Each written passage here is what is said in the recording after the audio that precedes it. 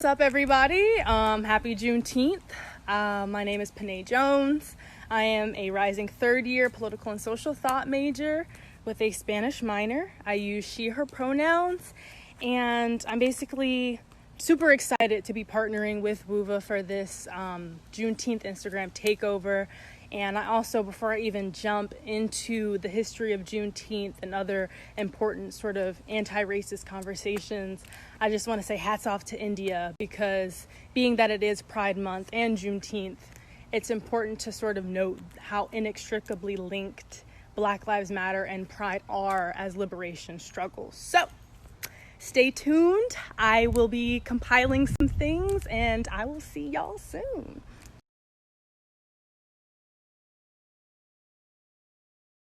So I just posted what I'm sort of dubbing as a liberation, in air quotes on purpose, time scale, really to kind of map how historically moments that are associated with liberation or some sort of freedom or independence in this country have historically not necessarily been for Black people or for other minorities such as women. And so really it's important to recognize how protracted the process of liberation has been historically, and how I think most of us could agree still is. So before I even hop into Juneteenth specifically, which I know this is what it's all about, I think it's important to have a backdrop understanding and clarification of what the Emancipation Proclamation actually was. Because according to the textbooks, that was the sort of liberatory document for enslaved people in this country. But really, the Emancipation Proclamation was issued by Abraham Lincoln in effort to destabilize the Confederate States, particularly those under Union control at the time. And so it did not reach those Confederate states that were not under Union control, nor did it free slaves in border states, which were slave states that had not seceded from the Union. And so this basically left a plethora of slaves still enslaved. In the border states alone, there were over 500,000 still enslaved.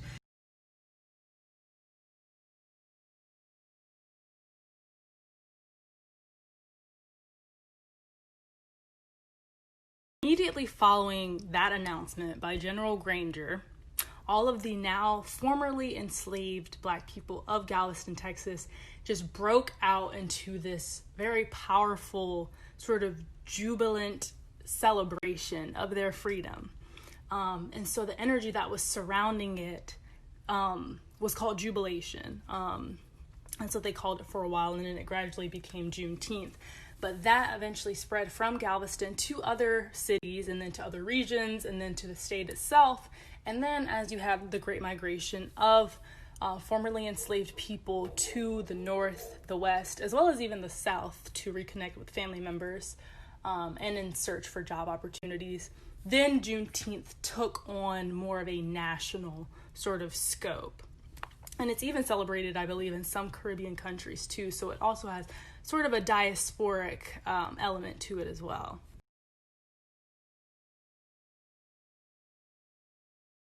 So not only was Juneteenth a time where Black people could finally celebrate liberation really on their own terms and feel it in a way that they wanted to feel it, it also immediately became deeply connected to political activism, mobilization of Black people, and political participation more generally.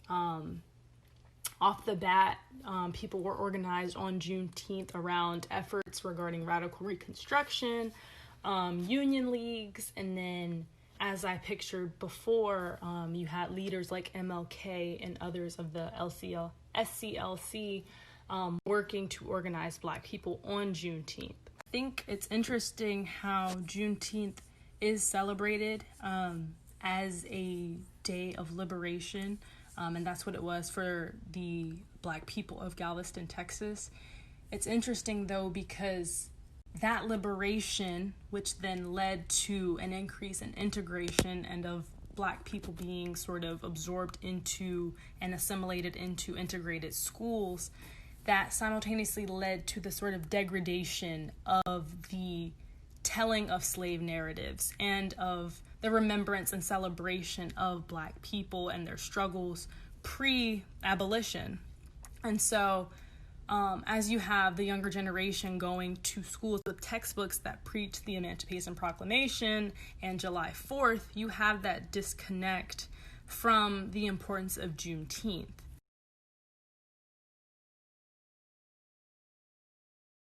Before I wrap up my piece and provide some of my own anti-racist resources and ideas, I just want to say that Juneteenth is and always has been a very living moment, and from my understanding and from what I see now, it's celebrated not in a vein of finality or the sort of idea that liberation has been achieved and we're simply celebrating the past, but in a vein of like a continuation of that fight for liberation. So yep, it cannot be hijacked, especially not by white supremacists. So let's continue to keep that tradition alive today.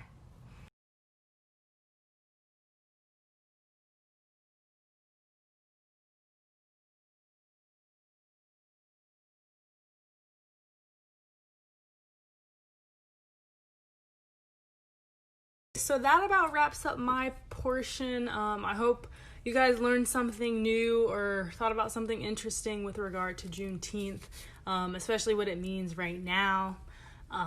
Thank you again to WUVA for taking me on with this.